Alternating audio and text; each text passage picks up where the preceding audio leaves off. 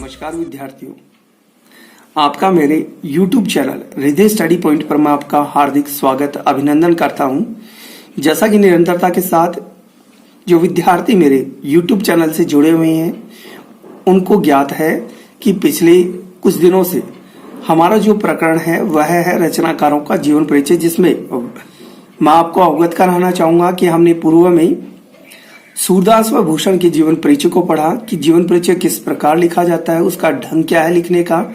उसमें मैंने आपको भूषण व सूरदास के जीवन परिचय से अवगत करवाया। जैसा कि आप देख पा रहे हैं, आज का हमारा बिंदु रहेगा कवयित्री सुभद्रा कुमारी चौहान का जीवन परिचय। यथासंभव विद्यार्थियों, प्रयास तो यही रहेगा कि आज वीडियो के साथ साथ देखते ही देखते सुभद्रा कुमारी चौहान का जीवन परिचय आपको मैं कंठस्थ करवा सकूं।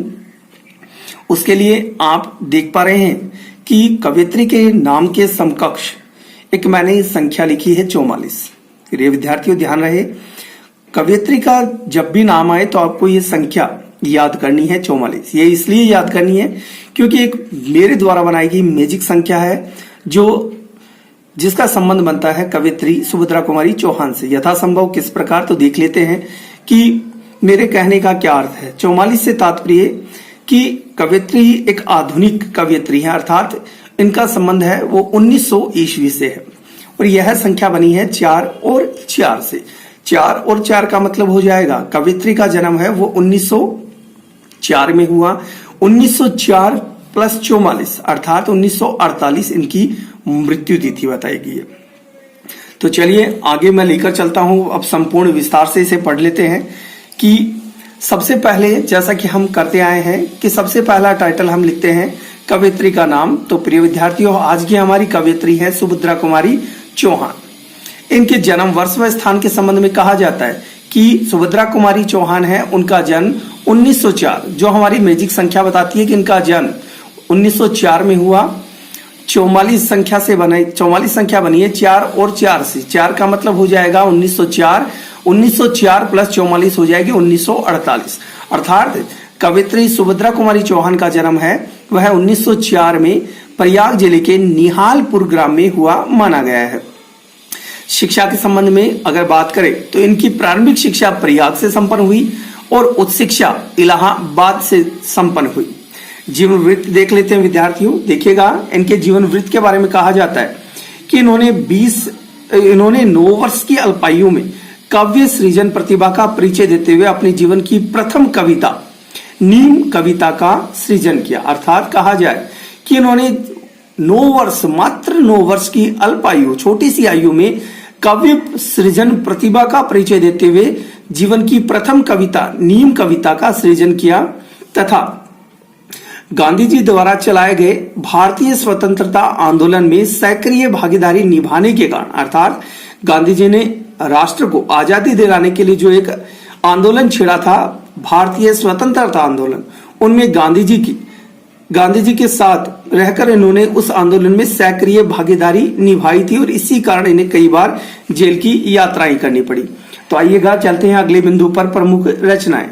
देखिएगा विद्यार्थियों, इनकी जो प्रमुख रचनाएं उनमें नाम आता है उन्मादिनी, बिखरे मोती, मुकुल, झांसी की रानी आदि। इन्हें काव्य जगत में झांसी की रानी, इनकी जो रचना है झांसी की रानी, इस रचना से इन्हें प्रसिद्धि मिली।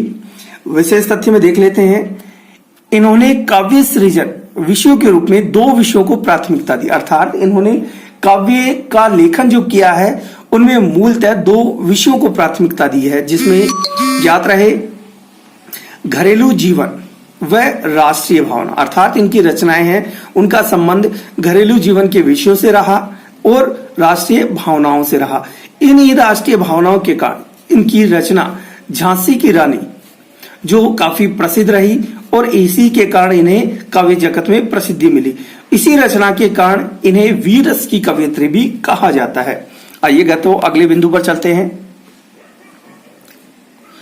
ज्ञात रहे विद्यार्थियों, उन्मादिनी व बिखरे मोती कृतियों पर इन्हें 2 बार हिंदी साहित्य सम्मेलन की ओर से सेमसरिया या शेखसरिया पुरस्कार से अलंकृत भी किया जा चुका है।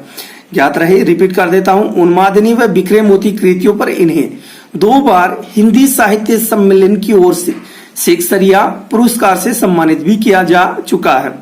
इनकी कहानियों का प्रथम संग्रह, काव्य कृतियों का नहीं, इनकी कहानियों का प्रथम संग्रह कर्मवीर नाम से प्रकाशित हुआ। मृत्यु के संबंध में जैसा कि हमारी ट्रिक संख्या बताती है कि जहां जन्म इनका 1904 में हुआ, वहीं 1904 + 44 अर्थात मृत्यु इनकी सन 1948 में कहां हुई? प्रयाग में हुई। धन्यवाद विद्यार्थियों। अगर मेरे द्वारा बताए गए सुभद्रा कुमारी चौहान के जीवन परिचय से आप पढ़कर संतुष्ट हैं तो मेरे वीडियो को प्लीज लाइक, शेयर और सब्सक्राइब करना न भूलें और मेरे और अधिक वीडियो की प्राप्ति के लिए चैनल के नीचे सब्सक्राइब नाम को प्रेस कीजिए तथा बेल आइकन को जरूर से दबाएं।